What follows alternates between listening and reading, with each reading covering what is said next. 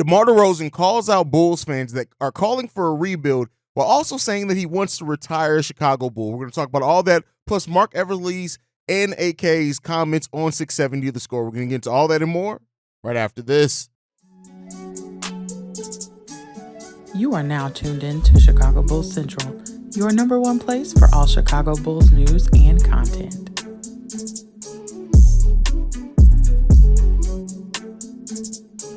What's going on, Bulls fans? Welcome to another episode of Chicago Bulls Central, your number one spot for everything Chicago Bulls related. I'm the host, Sir Haize, but more importantly, you guys can follow the channel at Bulls Central Pod on every social media platform we happen to be on. With that being said, let's go ahead and get into the content for today. And DeMar DeRozan has now said that he wants to retire a Bull, saying this: "That's a place I want to be, and in my career, I want to be able to accomplish everything I've set out to accomplish. That's all I can worry about and control. Have the utmost confidence in myself. I let my agent and the organization deal with that side of things. To be honest, man, from their standpoint, they want me to be here long term and vice versa. We'll see what happens from there." And so, I like leaving in that little wiggle room that, you'll see what happens, right? Because just because both sides are motivated to get a deal done, sometimes we've seen cases where the money on the deal is what really causes maybe some strife and some stress between that. But if DeMar DeRozan is committed to wanting to retire a Bull here, I just don't see AK and Eversley not re-signing him as long as the contract makes sense for both the team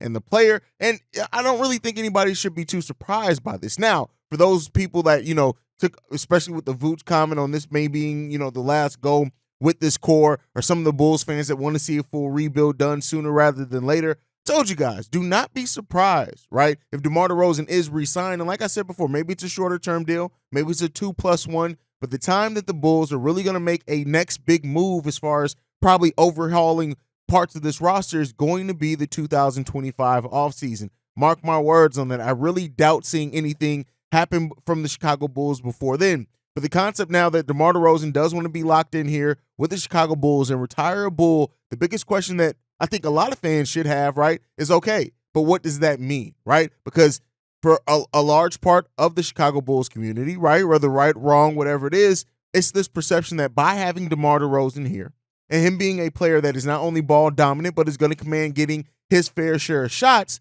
how much of that has harpened or hurt the development of players like Patrick Williams or Dalen Terry. And, while DeMar DeRozan's been a mentor to those guys as well, those on-the-court reps, people are starting to worry about, DeMar taking away from that. So if DeMar is here for long-term, let's say the Bulls do lock him in, at already being 33, 34 years old, let's say it is a 3-year contract. Let's just say that that's what it is, right? Which will keep DeMar DeRozan here locked in until he's almost 37 years old.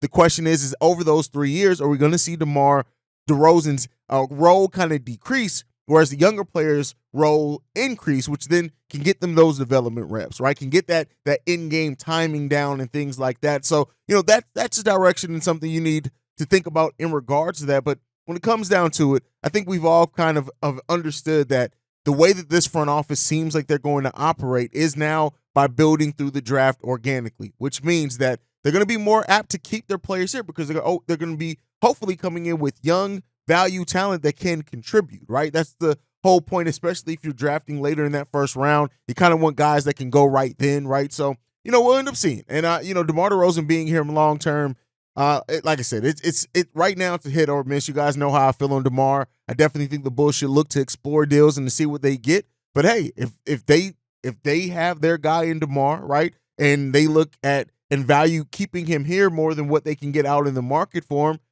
hey, that's the path of the team. But DeMar DeRozan also had a quote in the same one talking about fans that want a rebuild and call for a rebuild, and he had this to say in regards to that. "I think a lot of people who say that or suggest that don't really understand basketball at all, in my opinion. You could think that an answer or that's a route, but there's no telling how long that route is going to even last. That route doesn't necessarily always work. Well, I murdered that word. Necessarily always work in the timely fashion that you may think it will take.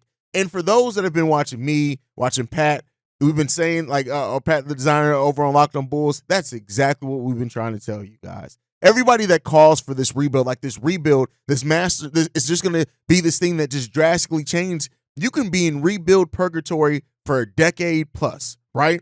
And that's not to say that the Bulls aren't in purgatory in a way now, but the fact of the matter is, for me personally, if it's going to be a struggle either way, I'd rather watch a team that's going to compete, right? Now the team, we've been through a lot of young players that aren't on the roster now, right? Going through the lineups of campaign in the starting lineup and crap like that, right? Yes, a rebuild, like I always say, it triggers more so something mentally for the fans, right? It helps buffer or provide a bumper for their disappointment, because at that point, when the team is playing bad, it's like, oh, well, we're in a rebuild. Of course we're playing bad. And I made the joke over on Locked On Bulls the other day too. They're like, at this point, a lot of Bulls fans want change just for the sake of change. And while we should want change for a team that has struggled, right, especially lately, we don't want that doesn't mean that a change is just like we should just want to change for a change, right? You should want purposeful change, right? Change is going to actually mean something. Change that pushes towards a direction, right?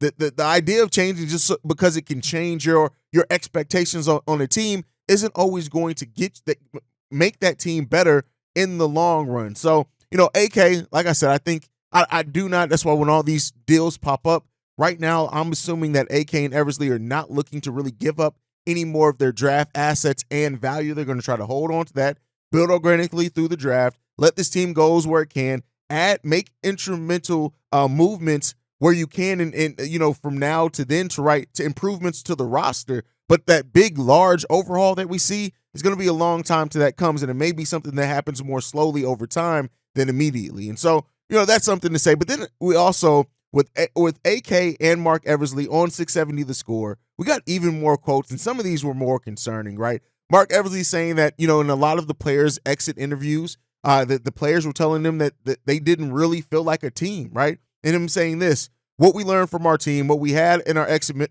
interviews, they were a team, but they didn't really feel like a team. And that's one of the takeaways. We kind of put it on the board and said, we've got to do things next. And so, you could take that a couple of different ways. I think, we talked about this over in Locked On Bulls, and Pat kind of took it in more of a, okay, is it off the court? Like, do they not get along? I don't really necessarily think that. I think this is a team that we've seen that it gets along, right? And the way that I took those quotes of the team didn't really feel like a team, I feel like that cohesion, right? That what you expect when a team's been together for a year plus. At that point, that was 2 seasons that team had been together for the most part with that core, and it doesn't just feel like a team. It doesn't feel like they're a well-oiled machine, and we saw that last year. For so often last season, it felt like Zach and DeMar were doing their thing, and the other players were kind of doing their own thing, right? And I think that speaks to the lack of communication on the court that we see, specifically on the defensive end from the Bulls, how you see lack of player movement off ball, right? All those things go into helping the team feel more like a team, but you also need that leader, right? You need that team identity. That is why I talk so heavily this offseason about why building an identity is hugely important for the Chicago Bulls this offseason, because without that, that's when you start feeling disjointed and you don't feel like a team and you're not getting the best out of your overall assets.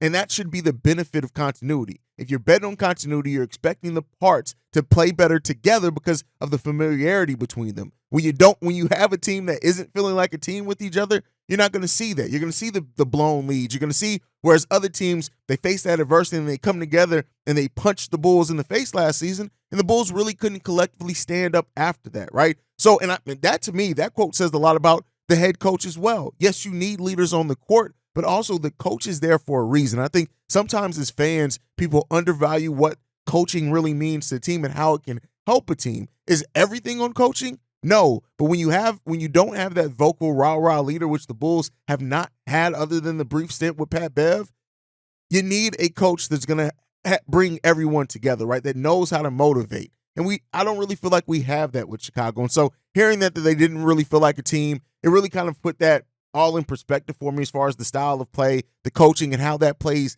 into not feeling like a team. But Arturas Karnisovas also had a quote in this, and he says this: another thing for our group next year will be caring about each other and playing for each other. So it's relationships.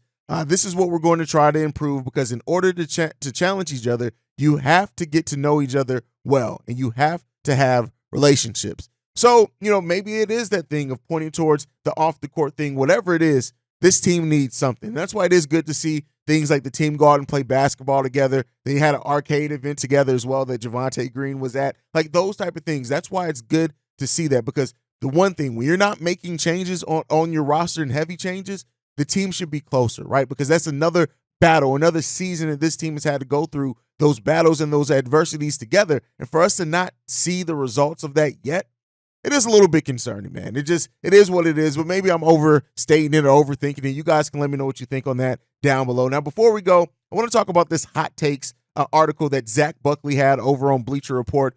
He had hot takes on the Bulls roster and their 2024 title hopes is what the article was titled.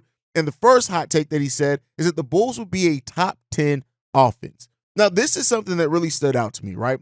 We were 24 ranked offense in the season last year, which that is just absolute garbage when you look at the fact that we have Nikola Vucevic, DeMar DeRozan, and Zach LaVine, at least offensively, that we were 24 ranked offense. But I do think now with the improvements, again, in that margins, adding in more three-point shooting, which we're going to go up from three-point shooting attempts theoretically from the bottom of the league to around the top 12, right, with the added three-point shooting that we've brought in. But I think that, having that as the Bulls being a top 10 offense, that's something that I want to see, right? I think to do that, we have to find more opportunities for Nikola Vucevic. We have to feed the big man, and we have to start having players that are moving without the ball consistently. The only player that does that consistently is Alex Caruso. Even though Zach LaVine is a good catch and shooter off the ball and stuff like that, he didn't even always move without the ball. So that when you look at if we can improve that area, Kobe White and hopefully him being more offensively like what he was post All-Star break.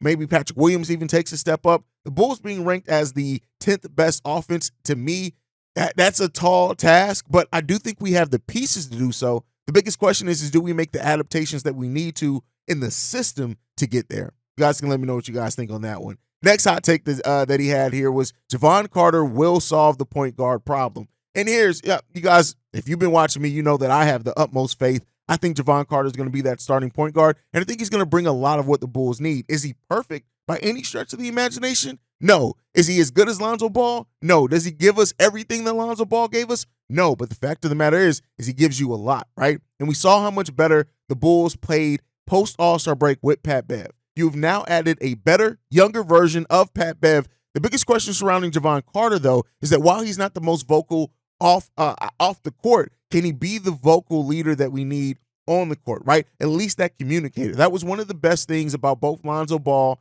and Pat Bev is the way that they communicated, especially when the Bulls were on defense, right? Calling out what the other team was doing.